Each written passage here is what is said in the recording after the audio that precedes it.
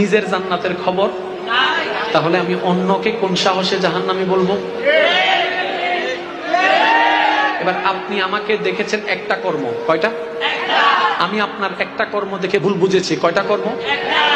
আপনার কর্মটা আমার চোখে না জাহান্নামীর কর্ম। কিন্তু আপনি যদি রবের কাছে প্রিয় বান্দার লিস্টির মধ্যে নাম উঠে যায় আপনার, আমি যদি আপনাকে জাহান্নামী বলি তাহলে তো আমি নিজেই আটকায় যাব। সেজন্য শ্রদ্ধার সাথে বলি, কখনো কাউকে জাহান্নামী ভাইবেন না, বইলেনও না। শুধু বললে এতটুকু বলেন, মওলা অমুককে জান্নাত দাও, অমুককে জান্নাত দাও, অমুককে জান্নাত দাও, অমুককে জান্নাত দাও। মওলা আমার দুশমনকে তুমি মাফ করো, আমার চাচা জেঠাকে তুমি মাফ করে দাও। এবার জগতের যখন এই রকম দোয়া আপনি করতে শুরু করবেন, জগৎ আপনাকে অনেক ডিমোটিভেট করবে যেন আপনি রব থেকে সরে আসেন। আপনি বলবেন যার যা করার করুক, আল্লাহ বিচার করবে, আল্লাহ বিচারক, আল্লাহ কামুল হাকিমিন। এবার আল্লাহ পাক বলবে, সে যখন আমার দিকে তাকিয়ে দুশমনের জন্য পক্ষে দোয়া করেছে, আমি রহমান তার জন্য দোয়া করে ব্যবস্থা করে দিলাম, রহমতের ব্যবস্থা করে দিলাম। দোয়াটা এইভাবে কবুল হয়। বুঝতে পারলাম? আল্লাহ আমাদের সবাইকে কবুল করুক। আরেকটু জোরে।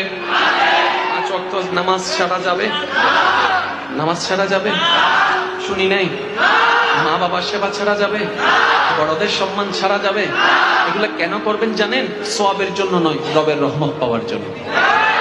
5 ওয়াক্ত নামাজ ছাড়া যাবে? মুরব্বীদেরকে সম্মান করবেন, ছোটদেরকে স্নেহ করবেন।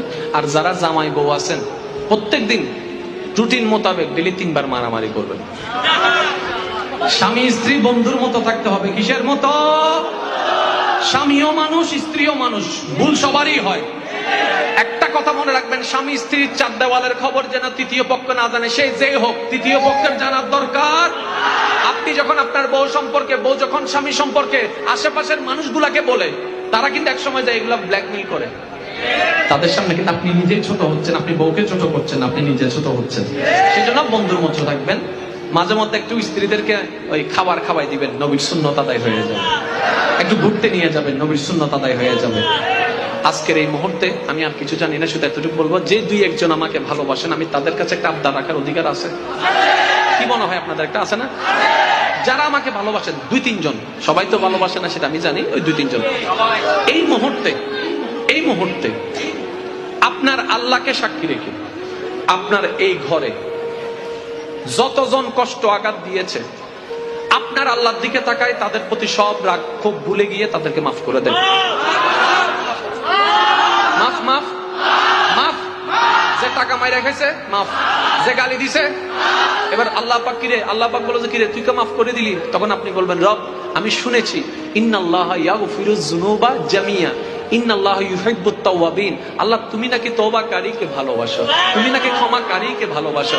আল্লাহ আমি যেই দিন শুনেছি তুমি ক্ষমা করাকে ভালোবাসো, ওই দিন থেকে আমি সব রাগ ফেলে দিয়েছি, আমিও মাফ করো। আল্লাহ পাক জিজ্ঞেস করবে তোর লাভ কি?